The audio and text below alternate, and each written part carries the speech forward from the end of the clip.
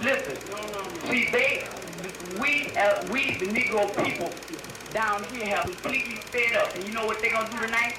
They don't care. They not gonna fight down. I am cotton. Retrace my roots through time, and you'll find that I am you. I've clothed a nation in garments woven from blood-stained fingertips, belonging to those who have harvested me. The charge of violence against us actually stems from the guilt complex that exists in the conscious and subconscious minds of most white people in this country. They know that they've been violent in their brutality against Negroes, and they feel that someday the Negro is going to wake up and try and do unto them as they have do unto the whites as the whites have done unto us. If you listen closely, you can hear the echoes of Negro voices singing spirituals within my ripened bowls. My fibers have been woven into figurative nooses that encapsulated the lifeless bodies of those whose liberty had been nullified.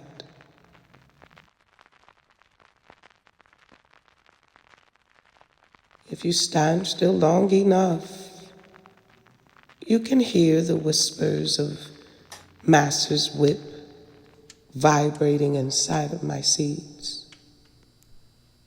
My stem's color resembles the skin of ancestors who were stolen from their land and whose language was not. If you wait a moment, you can hear the faint sound of the slave's shackles clinging amongst my leaves. The soil in which my roots were cultivated was irrigated with tears soaked in hatred, but stained with pride. I am ancestry. I am generations. I am legacy. I am family. I am you. I am cotton.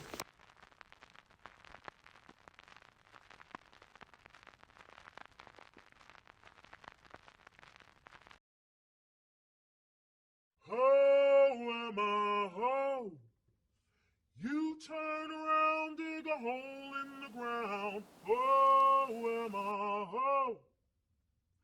Oh, Emma, ho.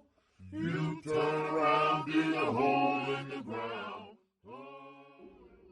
Been slaves all our lives, and mother was a slave, sister was a slave, father was a slave. They know enough about reading right there. All that I know, they teach you to mind them Austin and you miss it.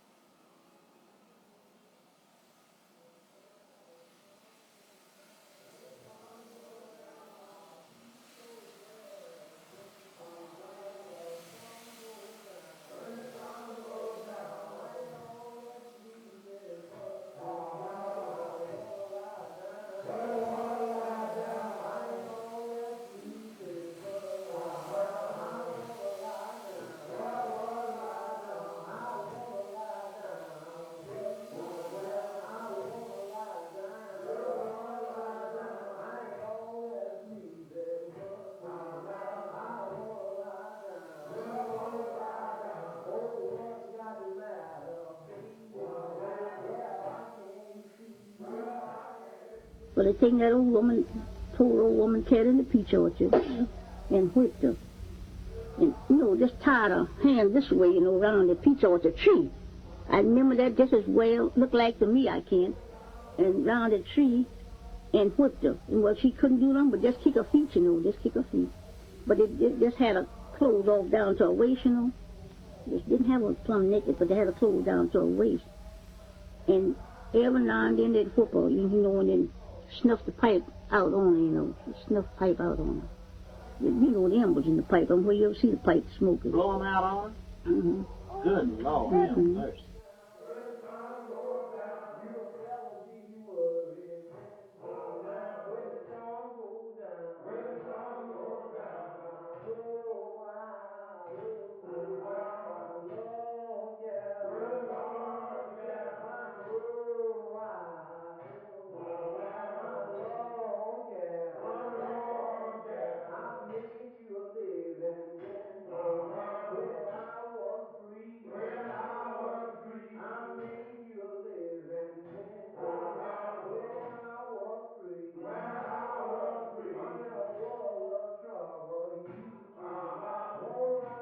Mom and them didn't know where to go. You see, after she would go, just like you turned something out, you know, didn't know where to go. When we were slaves, we couldn't do that. See?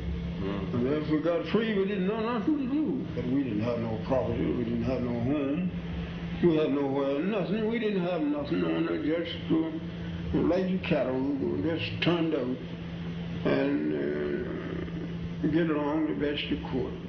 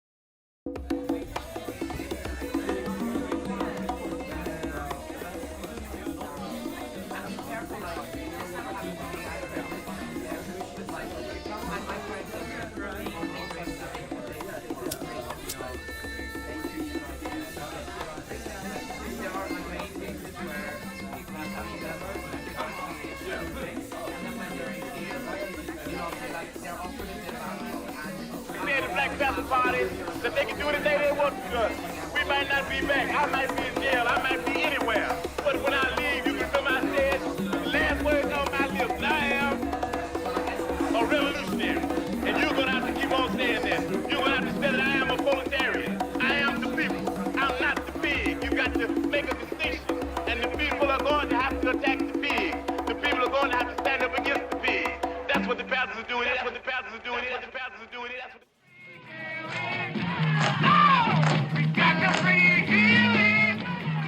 The panther was chosen as their symbol It is a beautiful black animal which never attacks, but defends itself ferociously. The people in this court and the people in the legislature have not been acting like human beings. They put trumped-up charges of conspiracy and felonies on everyone who went in to exercise a constitutional right and said they had no right to bear arms in a public place. Now we have two psychological battles that we're fighting against white folks. We won one. They told us that we should hate Malcolm X. We dumped that, thank God. Now the second battle that we're now fighting is whether or not we will have the right to use the terms to decide how our movement is going to go. They don't want us to use black power. I got news for them. The whole liberation of oppressed people in the United States has to do not with climbing up some ladder to success, not for asking to be just like Rockefeller or just like DuPont or just like Ford, because that would only continue the oppression and exploitation of oppressed people in the United States, and specifically African people born and raised in the United States.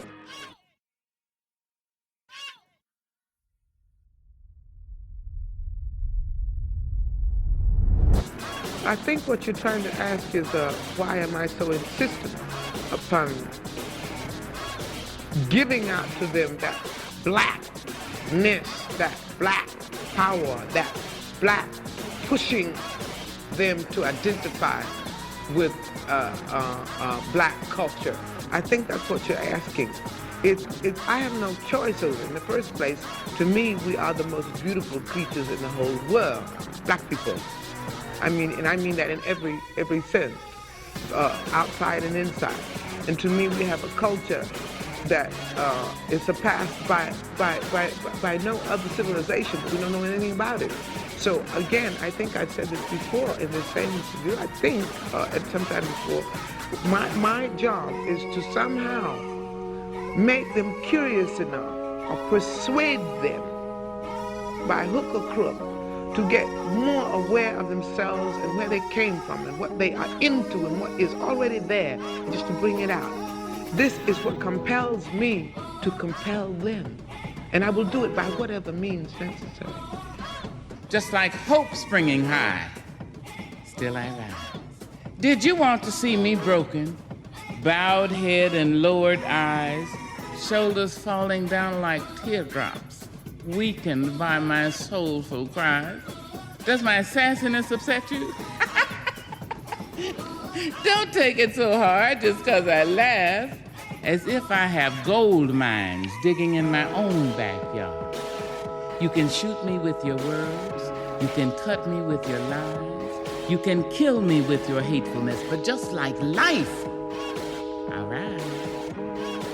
Leaving behind nights of terror and fear, I rise.